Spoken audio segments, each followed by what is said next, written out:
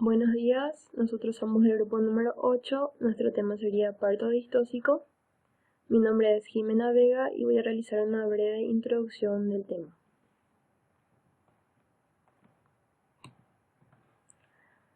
El parto se considera como una de las etapas más críticas en la vida de los animales debido a que en este momento el organismo del animal atraviesa por una serie de transformaciones funcionales y estructurales.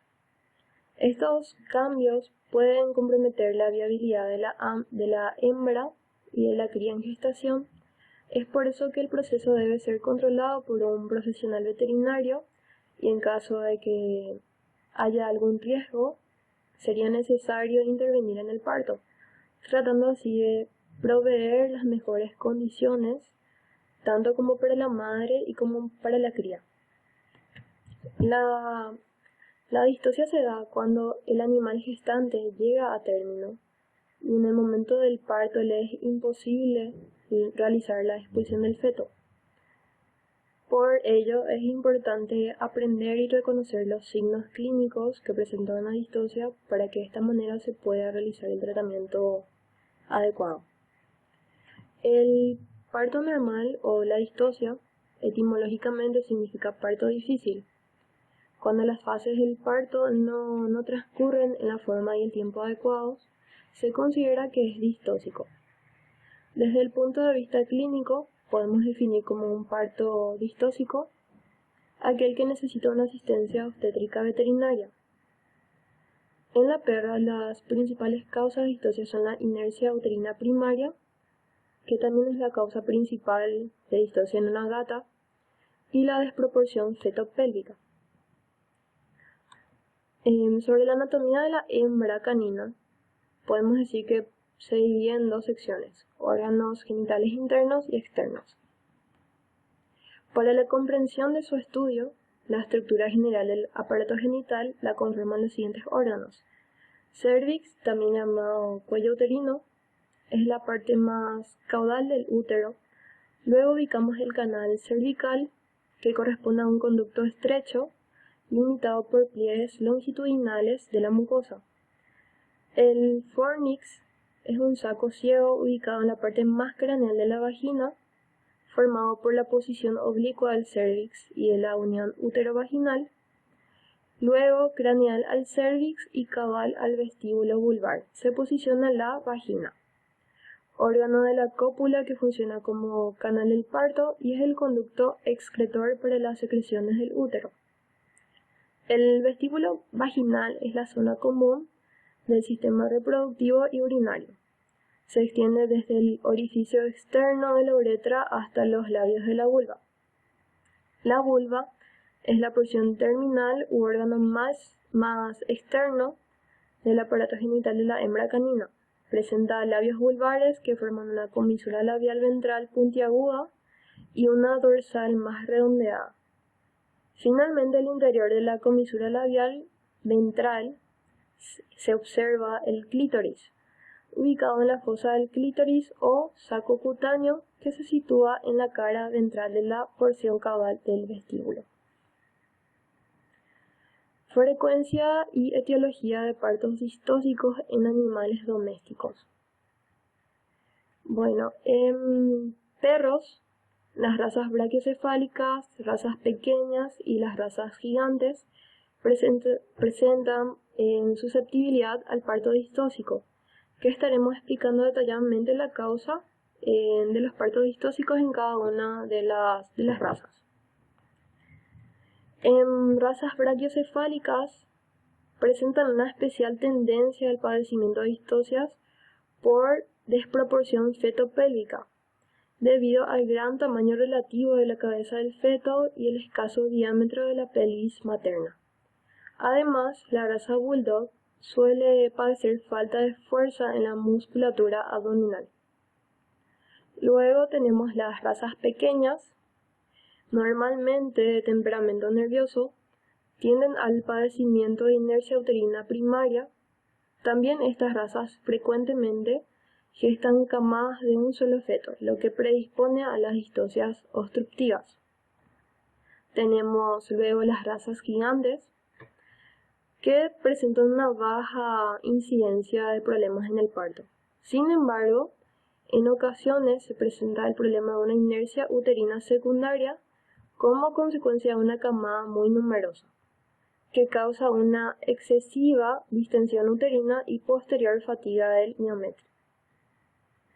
En gatos, en la gata, se observa un mayor porcentaje de partos distóxicos en la raza persa, debido sobre todo al excesivo volumen de la cabeza, lo que predispone a las distocias por desproporción fetopélvica.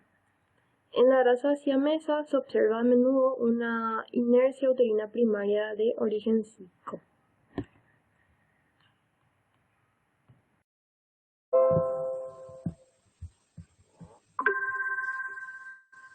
Hola, ¿qué tal? Yo soy la alumna Laura Vigo y les estaré hablando de los signos clínicos indicativos de la distoxia. Primeramente, estaremos hablando sobre el fallo en la expulsión del primer feto. Esto ocurre cuando pasan más de 24 horas de la iniciación de la fase de dilatación y la perra no consigue poder expulsar el feto. El segundo son las contracciones persistentes, en donde estas duran más de 30 minutos y no llegan a poder expulsar el primer feto. Después hablamos de la observación de la salida de las membranas fetales a través de la vulva durante 15 minutos o más. Si transcurren 3 horas de la última expulsión del último cachorro, estamos hablando también de un signo que nos está indicando la distoxia. Otra es el dolor. Si la madre está teniendo dolor y esto ya está acompañado de una hemorragia vaginal o no, también está indicando una distoxia. Este es un pequeño video en donde podemos observar un parto normal, o sea, lo que sería normal. No estamos viendo contracciones persistentes muy largas, que es lo ideal para un parto. Este sería ya el último cachorro que tenía que haber expulsado la madre. Hablamos del diagnóstico. Una vez que ponemos una fecha probable de parto, en la última semana debemos de empezar con el monitoreo, que serían 2 veces diarias de tomar la temperatura rectal, y si es que observamos que en el trabajo de parto, en el esfuerzo de expulsión, empieza a bajar la temperatura rectal, entonces, y también empieza a disminuir ese esfuerzo, estamos hablando de una inercia uterina primaria. ¿Qué es esto? Es cuando el útero falla y no puede hacer las contracciones pertinentes para el trabajo de parto. Entonces, si es que ya entró a trabajo de parto la perra, pero estas contracciones que empieza a tener se van debilitando con el tiempo, estamos hablando de una inercia uterina secundaria. Luego están las descargas vulvares anómalas, cuando ya los propietarios nos dicen que ya pasaron más de 70 días de la vez que ellos vieron que se fue montada la perra. Si es que también pasaron 4 horas de la última vez de la expulsión del cachorro, todos nos están indicando y podemos decir que es una distoxia. Para complementar este diagnóstico, nos valemos de algunos análisis complementarios, que son la radiología y la ecografía. En la radiografía, lo ideal sería que utilicemos la parte lateral, y así en esta imagen vamos a observar que es una radiografía de una perra gestante. Observamos la posición de los fetos y el número de fetos. En la radiografía hay unos signos de muertes fetales que tenemos que tener en cuenta. Primeramente es observar la columna de los fetos. Si ésta se encuentra colapsada, macerada, es indicio de que ya está muerto el feto. En cambio, en la ecografía vamos a ver, vamos a ver número de fetos, la posición de los fetos, podemos también sentir los latidos cardíacos de los fetos y también hay una forma de saber los signos de muerte fetal a través de gases. Si observamos gases en el feto o en el útero, nos está indicando también que estamos viendo unos fetos ya muertos. Esta ecografía es de una perrita que tiene 4 fetos. Para el procedimiento quirúrgico. El procedimiento quirúrgico que haremos es la cesárea, que es la laparohisterectomía, y la episiotomía. La episiotomía rara vez es utilizada porque solamente está indicada en casos de estenosis vestibulo-vulvares.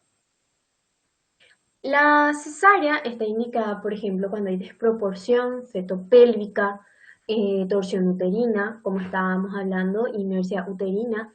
La inercia uterina primero se trata con medicamentos, pero si no resulta, se llega a hacer una cesárea. Si el parto, por ejemplo, no se desencadena y ya pasaron los 70 días de gestación, si hay una mala actitud fetal no reducible y cuando existe separación placentaria visible después de 3 horas. El tratamiento médico se basa en la administración de 2 fármacos, el gluconato cálcico y la oxitocina. El gluconato cálcico lo que hace es aumentar la fuerza de la actividad del miometrio y la oxitocina aumenta la frecuencia de las contracciones miometrales. Vamos a tratar médicamente la distocia si los fetos no presentan sufrimiento fetal y por tanto los latidos cardíacos de los fetos están por encima de los 190 latidos por minuto.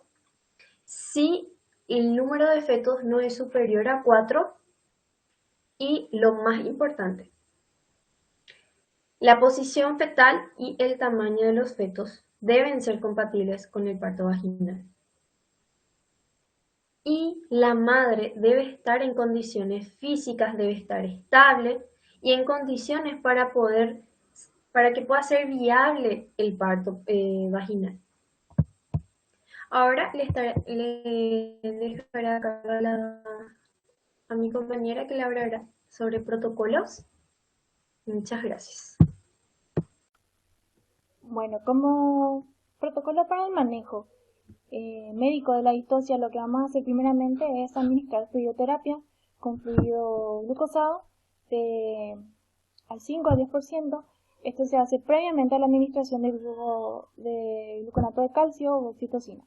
Se hace 30 minutos antes más o menos y cuando se detecten las contracciones procedemos a la aplicación de gluconato de calcio. Sería una dosis de 0,22 ml por kilogramo, que sería subcutánea, que se prefiere la vía subcutánea en vez de la intravenosa, porque la intravenosa lo que hace es producir arritmia en el animal. Entonces, si el calcio lo que hace es producir contracciones del útero, la mayoría de las veces ya no es necesario el uso de oxitocina. Pero cuando sea necesario, cuando no hay respuesta del gluconato de calcio, lo que hacemos es utilizar oxitocina en dosis baja, lo recomendable de dosis baja, que sería de 0,5 ml, vía subcutánea o intramuscular. Se puede utilizar hasta 3 veces por cachorro la oxitocina.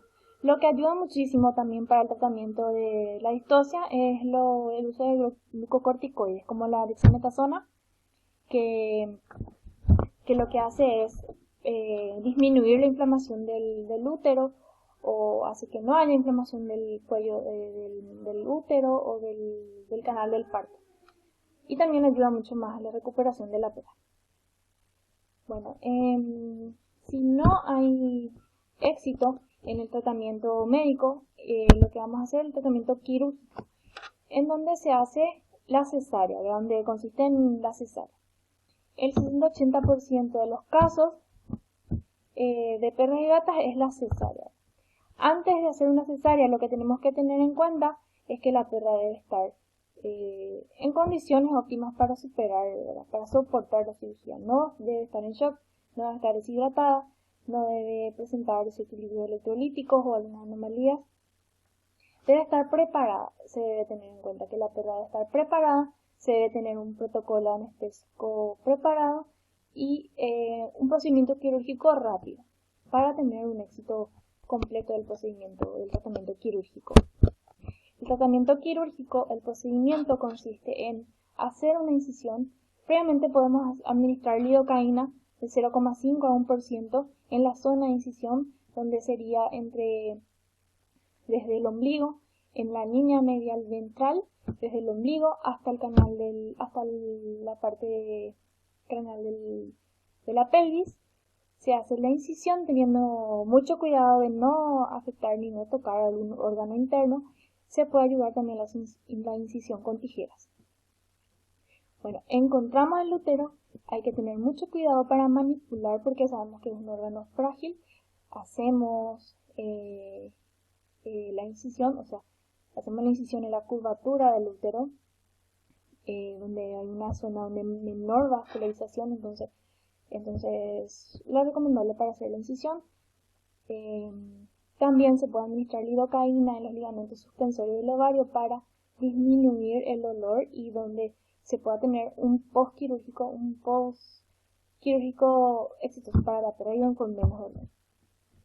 Bueno, se identifican los fetos con sus placentas, se hace la incisión, se extraen los cachorros, se separa manualmente o con tijera la cubierta fetal, se hace con ayuda de pinzas, así como muestra acá, con ayuda de pinzas hemostáticas, la separación del cordón umbilical y se corta, se separa cada uno de los cachorros.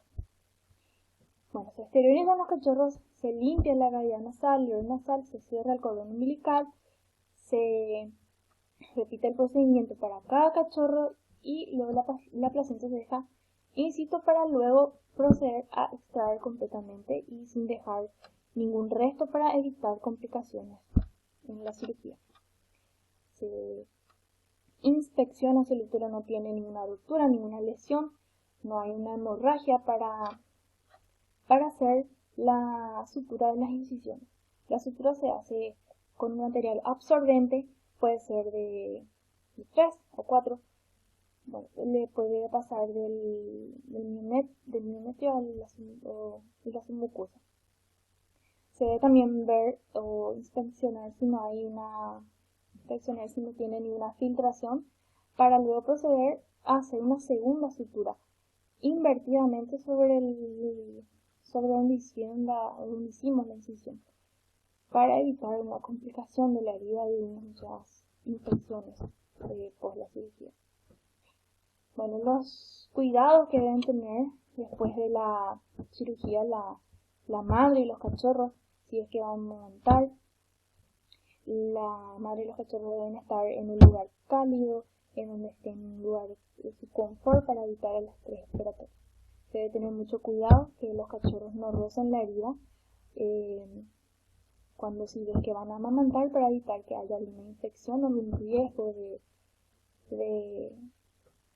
de que la herida sufra alguna infección o alguna descomposición. El tratamiento postquirúrgico se usa el tramadol, siempre son preferidos antes que los opiáceos, los cuales se asocian con la depresión, hipotermia y modifican el comportamiento maternal. Se recomienda también el uso de antibióticos para reducir las infecciones del útero o otras infecciones graves. La cirugía de un parto por cesárea necesita muchísimo cuidado de la herida. El uso de collar y salina es primordial para evitar que la perra se pueda lamer o extraer sus puntos. También se debe limpiar, mantener seca con la herida, se puede limpiar con glifosina y, como dije, evitar que los cachorros rocen la herida. Voy a mostrar un video de la cirugía, como ahí están cortando el cordón umbilical.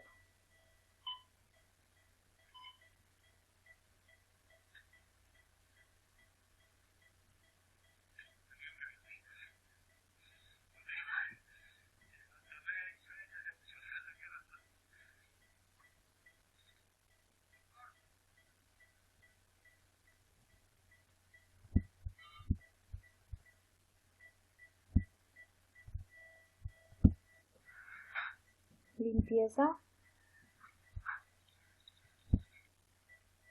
y incisión.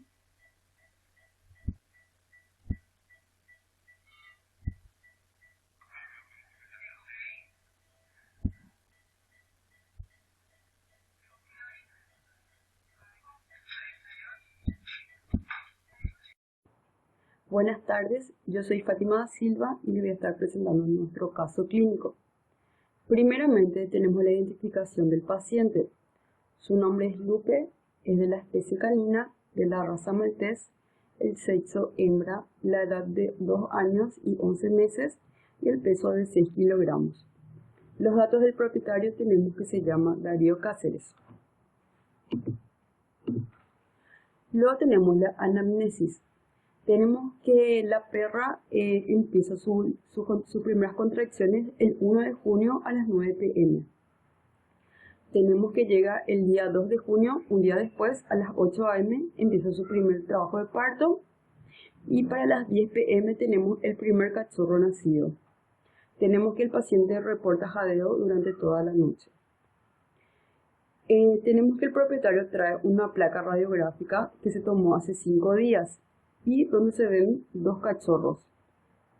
Ese mismo día del parto se realiza una ecografía y se reportaron 3 cachorros más. Entonces tenemos ya que la perra se encuentra con más de 12 horas de labor de parto y que recién nació un cachorro. También se informa que tenía un buen consumo de alimento y agua el día anterior.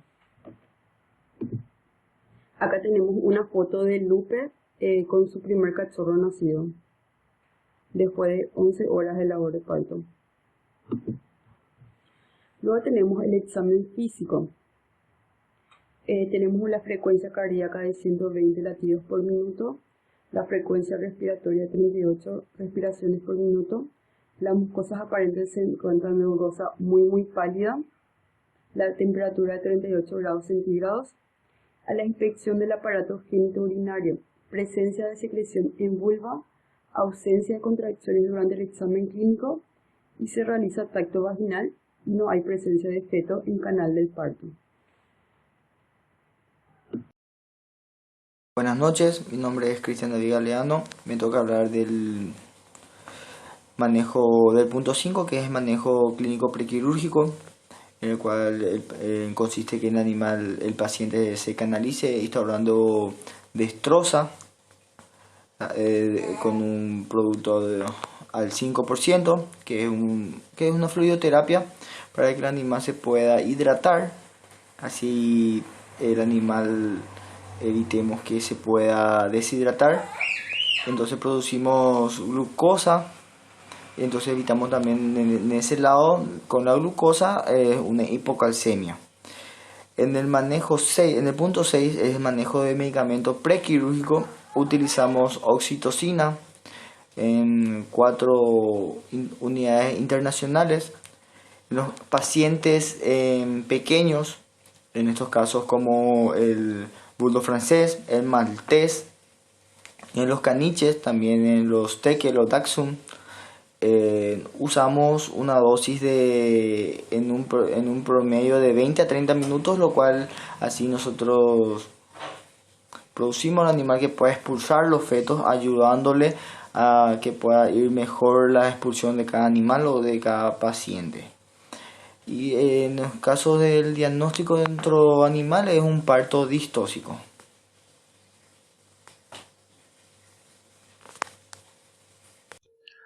¿Qué tal, doctores, compañeros? Yo soy Rubén Coronel y le voy a estar hablando de la evolución, de la clasificación del paciente, de la inducción anestésica, el alta, la receta y la conclusión. La evolución: paciente no responsivo a la medicación con oxitocina, ingresa a quirófano para realización de cesárea y OVH. Clasificación del paciente: es un paciente ASA 3.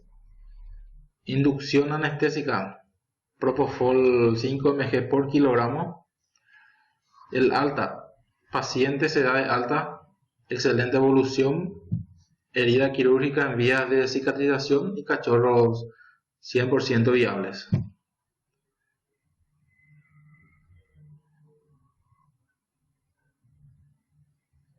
La receta: le recetamos dipirona en solución oral 500 mg por miligramo, un frasco. Tramadol comprimidos por 75 mg, rifocina spray un frasco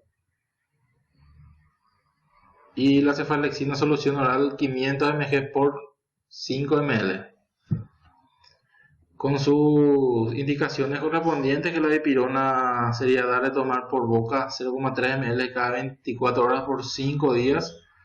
El tramadol dar de tomar por boca un cuarto del comprimido cada 8 horas por 5 días.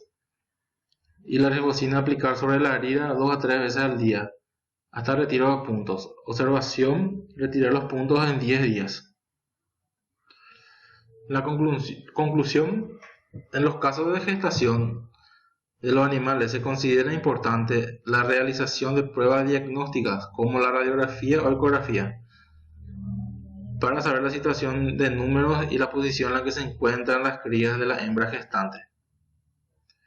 Es de interés el correcto monitoreo del proceso de parto, especialmente en razas con tendencia al padecimiento de distosia, y la capacitación adecuada del veterinario para realizar una correcta intervención que permita mitigar los efectos negativos asociados a un parto distóxico y de manera a reducir la incidencia de mortinatos o cualquier complicación postparto. Muchas gracias.